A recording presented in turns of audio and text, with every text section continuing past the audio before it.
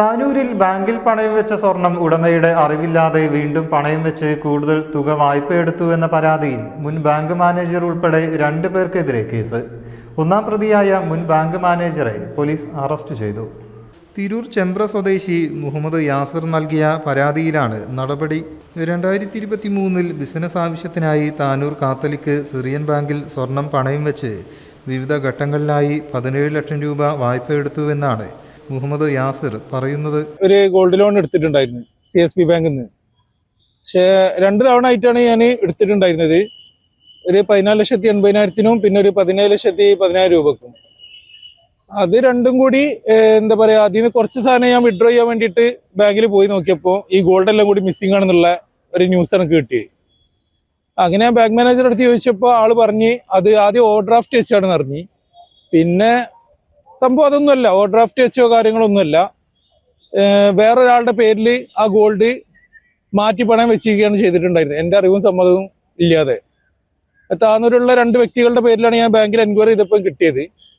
അപ്പോൾ ഞാൻ അതിനെതിരെ എന്താ പറയുക, പോലീസ് കേസും കാര്യങ്ങളും കൊടുത്ത് ആദ്യം ബാങ്കിൽ ഞാനൊരു പരാതി കൊടുത്ത്. അങ്ങനെ ബാങ്കിന്റെ ഇന്റലിജൻസ് അന്വേഷിച്ചപ്പോൾ 2 ആൾക്കാരുടെ പേര് പറഞ്ഞെന്ന്.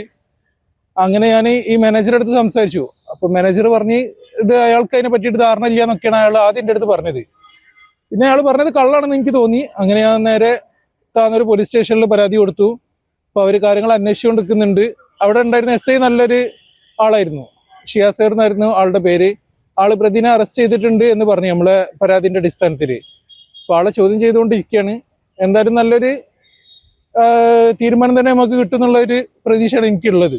2 വർഷത്തിന് ശേഷം വായ്പ തിരിച്ചടച്ച് സ്വർണം തിരികെ വാങ്ങാൻ എത്തിയപ്പോഴാണ് സ്വർണത്തിൻ്റെ ഒരു ഭാഗം കാണാനില്ലെന്ന് അറിയുന്നത്. എന്നാൽ സ്വർണം കാണാനില്ലെന്നും ഉടൻ തന്നെ അന്വേഷിച്ച് കണ്ടെത്തുമെന്നും മുൻ മാനേജർ അർജുൻ അറിയിച്ചു.